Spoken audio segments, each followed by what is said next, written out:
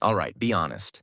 Have you ever opened your phone just to check one message and suddenly, boom, 2 hours have vanished, and now you're watching a video of a raccoon washing grapes? Yeah, same. Now imagine if you felt like you had to do that every single day, even when you knew it wasn't good for you. That, my friend, is what we call addiction.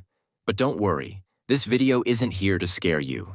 We're here to break it down in the simplest way possible. So, what exactly is addiction? In the simplest terms, addiction is when your brain gets so attached to something that it feels like you need it, even when it's messing up your life.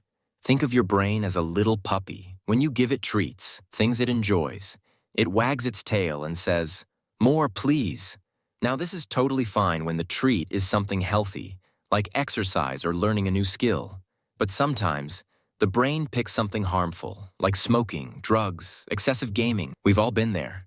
And that's where the problem starts. The brain keeps asking for more, even when it shouldn't. Let's go inside the brain for a second. Imagine a tiny party happening up there. When you do something enjoyable, your brain releases a chemical called dopamine. This is like the DJ of the party, making everything feel amazing. But here's the catch. Some activities release so much dopamine that your brain gets overwhelmed and says, "Hey, this is the best thing ever. Let's do it all the time."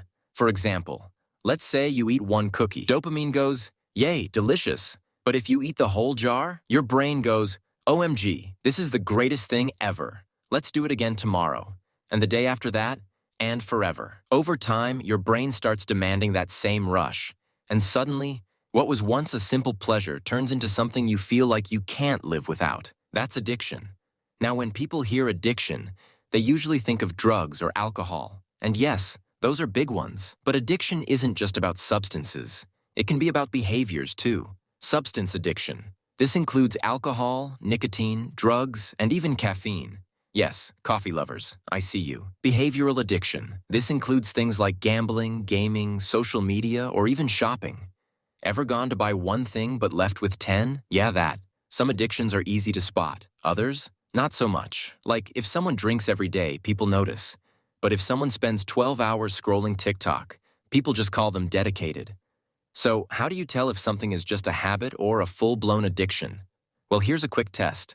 Do you feel like you have to do it, even if you don't want to? Are you ignoring important things, like work, health, or relationships, because of it? Do you feel anxious or irritated if you don't do it?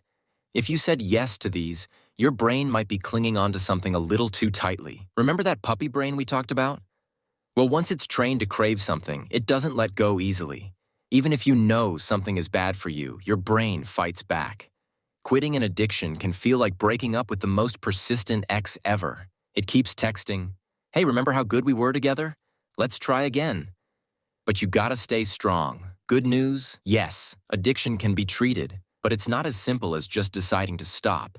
It often takes self-awareness, admitting there's a problem, hardest step, honestly, support, talking to friends, family, or professionals.